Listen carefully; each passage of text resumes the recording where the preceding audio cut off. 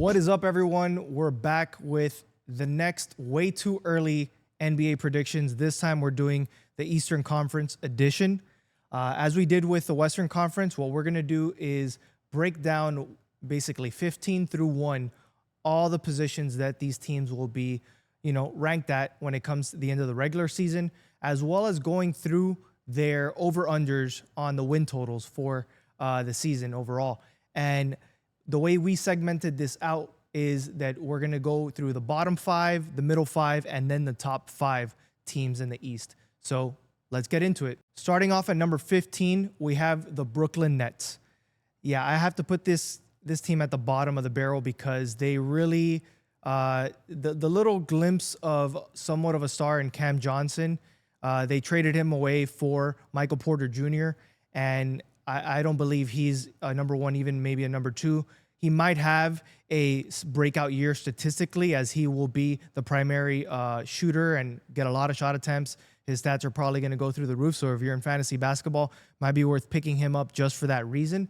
But the rest of that team is really a cast of rookies and, guys that are just barely role players. Not to diminish, the talent on that roster, but they're just not equipped to compete in the NBA as it is today. They're definitely going for a developmental route, and they probably are positioned to be another, lottery team for sure, but possibly a top 4 pick again next season. So yes, I have to put the Nets at the bottom of the barrel. Their over-under total for wins is 21.5, and I have to put under for that. I don't see this team even breaking the 20 mark. They might win 17, 18 games similar to the Utah Jazz. I think those are the 2 teams in the NBA that are going to be jockeying for the last position in terms of record in the NBA. So Brooklyn Nets at 21.5, I'm going under, and they're going to come in at number 15 in the East. Coming in at 14, I have the Washington Wizards. The Wizards, they have some promising moves that they made. They have some promising players on that roster. I really like the pick that they made in Trey Johnson, but that's a rookie. You can't really expect them to really leapfrog and give them a lot of wins this season, but I do find some excitement in him as a player, and I do like what they did in adding some of the veteran guys on the team, like Chris Middleton and a few other guys that can kind of bring some of those young dudes under their wing and teach them how to win, how to be a professional. So I think that while this year they might not really take a massive leap, I do think that they won't be dead last, and they'll have at least somewhat of pockets of competitive gameplay. And so it's really, again, a developmental year for the Wizards. I have them at number 14, and the win total odds are 20.5. And I have them winning a little over that. I think that they could win 22, 21 games. Things go well and they go on a little streak. Maybe they win 23 or 24. But in reality, I think just over 21 games might be the marker for them. So, yeah, DC, has a lot of things going positively in terms of development and youth. But again, they're going to be bottom of the barrel, bottom 5. Here they're going to come in at number 14 on my book. And then coming in at number 13, I have the Charlotte Hornets. I think this team has the capability to win a few more games than they did last season. They still have LaMelo Ball, who's an exciting player. I personally don't like his gameplay and his style as a leader on that team. I do like what they did in the draft, right? Some of those young guys to add some shooting, they definitely needed that. But I just think that they don't have enough to really break out of the bottom 5 yet. And so it's going to be some, exciting play. I think there's going to be a lot of highlight reels that come out of that team. So it'll be fun to watch, but the way that team is constructed is not built to win anything more than, the middle 20s in wins. So the line right now is 24.5. I think that they could win 25 games, maybe 26. I just don't think that they have anything in that roster and the way that they're built to go outside of, the 30 win mark. I don't even think they break that. So the Hornets, I have them at number 13. It'll be some exciting basketball, but I don't think it'll be winning basketball. And then coming in at number 12, I have the Chicago Bulls. This team, they've been mediocre for a while. They're always there in the play-in tournament. And they just, they traded away Levine. They have Kobe White there, who's making some strides and can break out. I like what they have in Matas Buzelis, and he's a promising young player with a lot of length and ability to leap and dunk and do a lot of different things. But again, they don't have a holistic roster to really put them in a position to win a lot of games this season. The line right now is 32.5 wins. I have them coming in at under that. I think that they probably win like 30 games this season. It's going to be a rough year for Chicago, but maybe they find some glimmers of hope in their young players. And I think that, for Bulls fans, they have to understand that this is going to be a developmental year, and there's not going to be a lot for them to look forward to in terms of winning, but there will be some development, some youth, some growth that they can get excited about. So I have the Bulls coming in at number 12 and coming in at under 32.5 wins. And then to round out the bottom five, I have at number 11, the Toronto Raptors. They have some interesting players on this roster. They have RJ Barrett. They have Emmanuel Quickley. They added a few more guys to this roster that I feel could make them competitive in the East, especially with a weekend East. So I think that there's some possibility for them to make some noise in the East, at least through pockets of the season. But their win odds right now is at 36.5. I think that they probably win just under that. I think this is one of those odds that's right on the money. This team is, a team that could possibly win close to 40 if they outperform expectations. But the reality is they'll probably be in the middle 30s in terms of wins. And in my book, I think that they're the 11th team just outside of the play-in. Brandon Ingram joining that team, he didn't really get a play last season, but he has a lot of versatility. I think he could bring some interesting dynamic to that team and could help them win games. But I just don't know if when you start going further down that roster and looking at the bench, that they have a lot of players that could really help them be competitive when it comes to, more of the top tier teams in the East and the West. So yeah, I have the Raptors coming in at number 11, and for their over-under at 36.5, I have them under. And that rounds out our bottom five of the East. And now jumping into the middle five, we'll start with, at the number 10 spot, the Philadelphia Sixers. The odds makers have them a little bit higher than this, but in reality, it's just very tough to look at this roster and not think about the injury past and the tendency for missing games for people like Joel Embiid and Paul George. I mean, when you have that much money locked up on those two players, and it's all contingent on them being healthy and playing at a high level, it's going to be difficult for them to be a contender in the East. So I have them here at number 10, just on the cusp of the play-in. Their win total, the odds are 43.5. I have them at under that. I am predicting that's going to be another injury-riddled year for them, sadly. The exciting part for them is some of the young guys. I love VJ Edgecombe. VJ is super dynamic. He can score. He can play defense. I think he's going to bring a lot of energy to that team coming off the bench to start and maybe contend for a starting spot. But they also have Tyrese Maxey and Jared McCain. So their guard position is pretty stacked, in my opinion, at least in terms of potential and talent.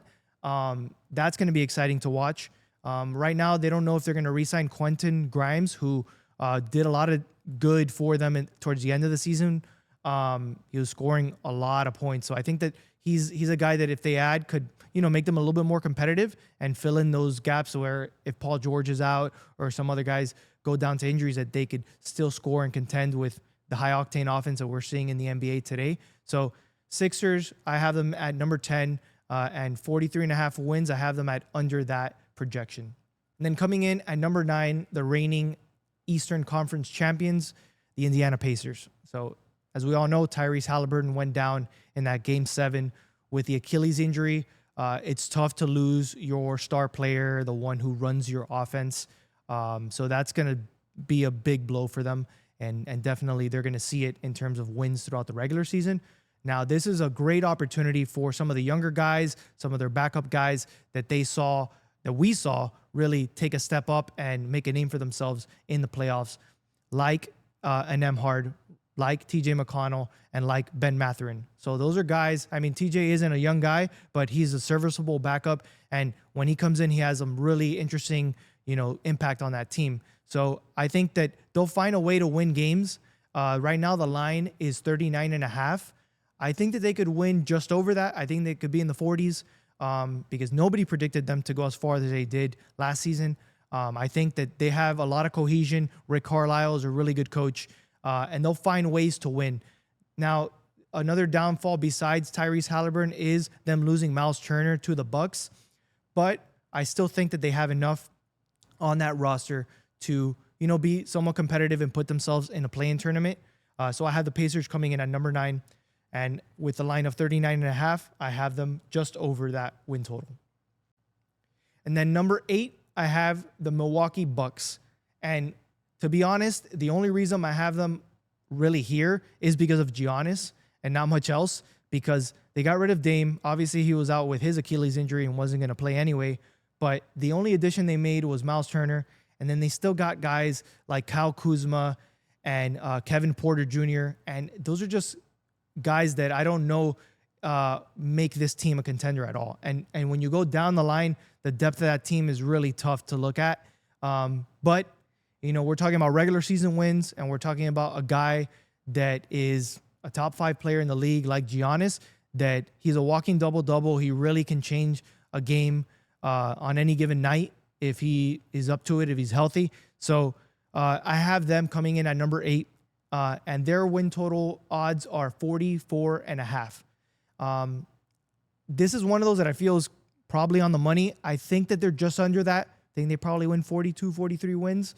But, I think that those middle 40s is probably a realistic, kind of projection, kind of a 500 team. But I think that, Giannis is going to carry the load this season. He's going to need to have an MVP caliber year in order for them to be somewhat contending in the East. So that's my take on the Bucks. I have them coming in at number 8. And then coming in at number 7, I have the Boston Celtics. Again, speaking of injuries, they lost Tatum last year to an Achilles injury. If there's a consistent trend in this middle 5 is that they're losing star players to an Achilles injuries or trades. And the Celtics, as a result of Tatum's injury, they also got rid of Kristaps Porzingis and Drew Holiday to free up the books and rid themselves of some of that luxury tax. I believe it's $250 million that they're saving as a result of those moves.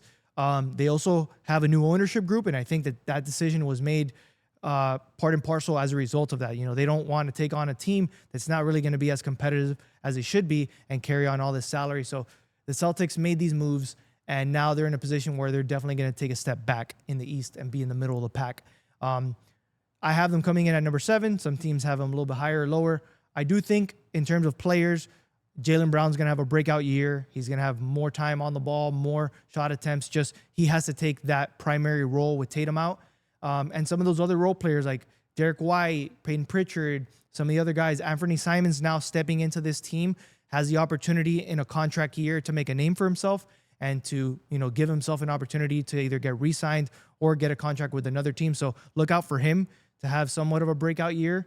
The Celtics, I think they'll be competitive, but they'll be middle of the pack. Their line for win total is 43.5.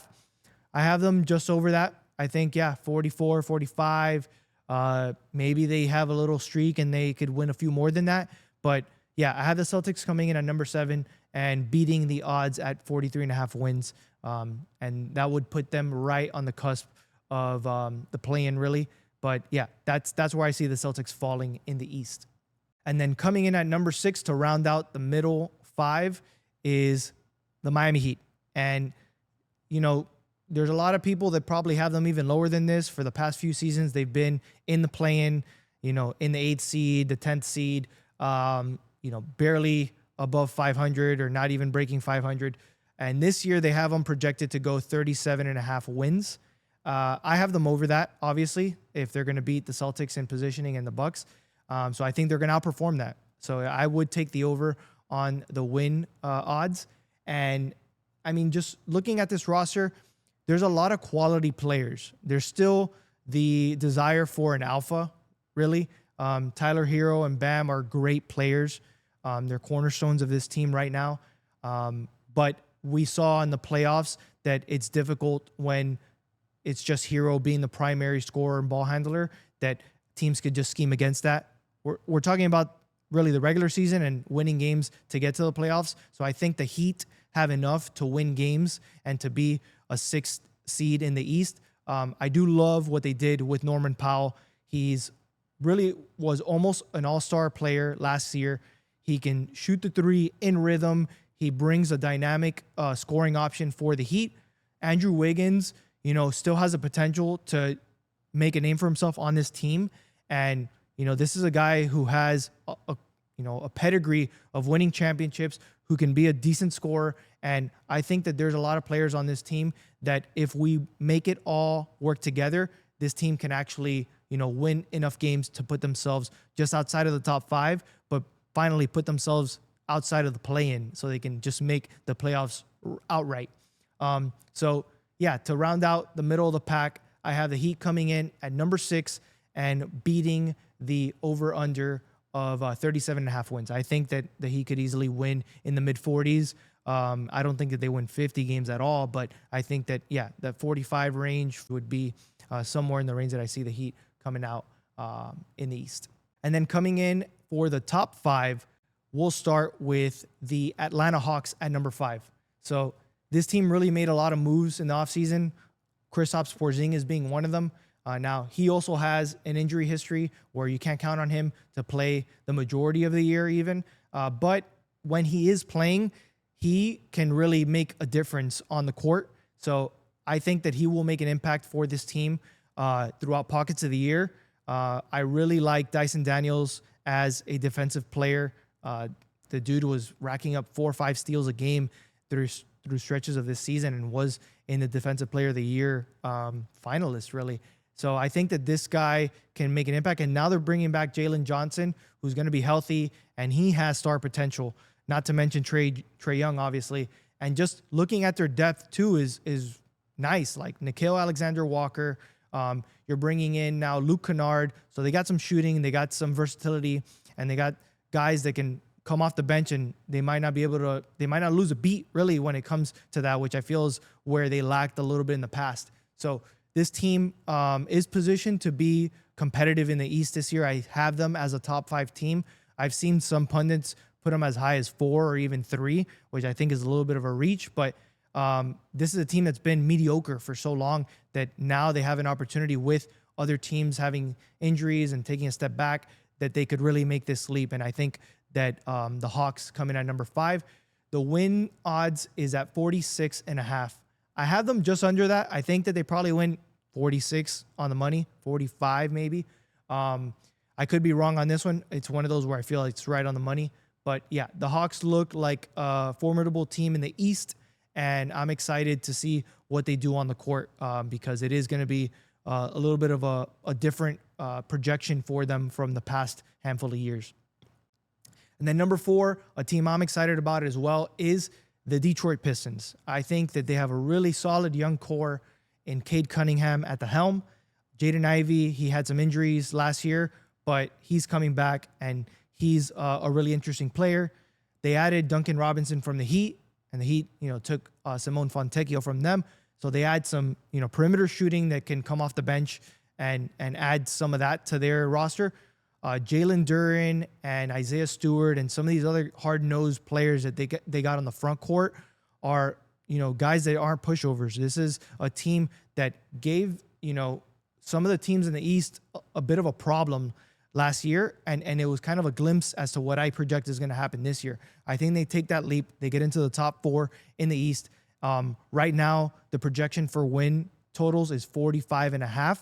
I have them just over that. I think this is a team that could get in the 47, 48 range and really cement themselves as a team that you have to be worried about moving forward. There's a lot of young guys on that roster. If this pans out the way it looks like, this is a team in the next 2, 3, 4, 5 years you're going to be worried about and will be in this conversation. So look out for the Pistons to make a little bit of a breakout this year and jump into the top 4.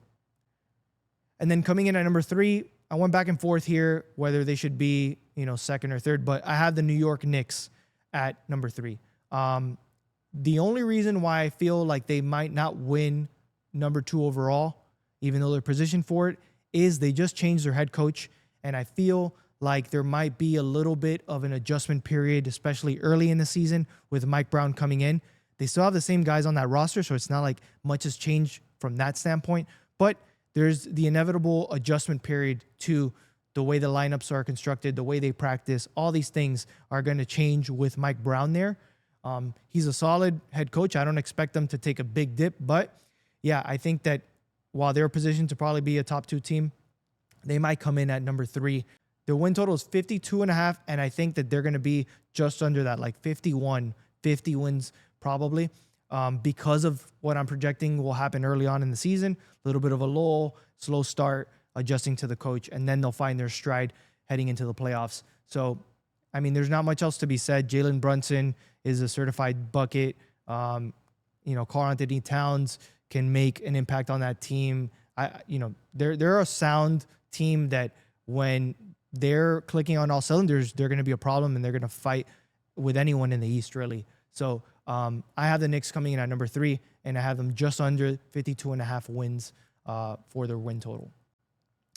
Then now at number 2, the team making the biggest leap, I think, is the Orlando Magic. I'm really high on Paolo Banchero. I'm high on Franz Wagner. I mean, if you saw in any international play that Franz Wagner does, he is one of the key players on the German national team.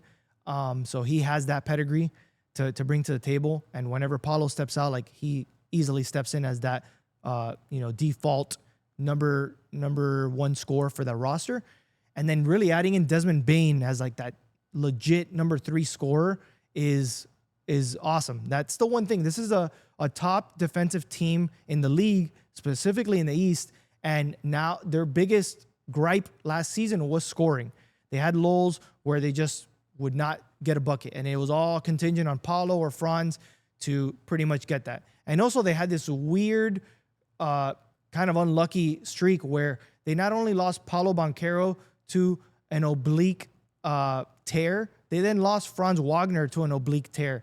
And I looked this up. What's weird is that the last time there was another oblique tear, it was like in 2022, and it was Cole Anthony from the Magic. So I don't know what's going on with the strength and conditioning of the Magic, but I think they should be a little bit more wary of whatever kind of exercise regimen they got going on so that they can stay healthy and have guys that aren't tearing obliques, which is really a rare injury in basketball.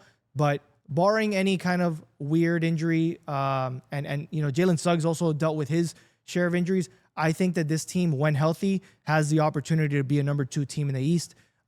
They're already formidable on defense, and now I think they had a little bit of firepower on offense that can put them over the edge and help them win enough games to be number 2. So right now the line is 51.5. I have them beating that. I think that they could be in the almost mid-50s, honestly, probably in the 54 range of wins. So that would cement them at number 2, and I think that this is a team that not only do you worry about this season, but yes, like the Pistons, you have to be worried about them for the next handful of years because they look like a team that's positioned to really cement themselves in the top 5 of the East for the upcoming, handful of years. And then for the top spot, we're going to put the Cavaliers again. I think that they let's ignore what happened in the playoffs. They obviously did what they did to the Heat, but then, they ran into a brick wall when it came to the Pacers. For the regular season, this team is constructed to win a lot of games. As long as Donovan Mitchell is healthy, as long as Darius Garland, and they have 2 towers in the front court with Jared Allen and Evan Mobley, who just won Defensive Player of the Year. I mean, it's really tough to deny that this team is positioned to be number 1 again. The line for their wins is 55.5. I think with the way the East is constructed, with the injuries, I think that they beat that. They could possibly get to 60 again.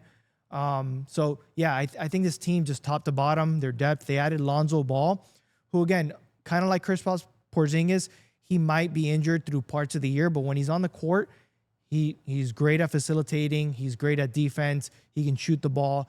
So again, adding these guys that can come off the bench and fill in the gaps, and you don't really miss a beat when when your star players have to take a rest.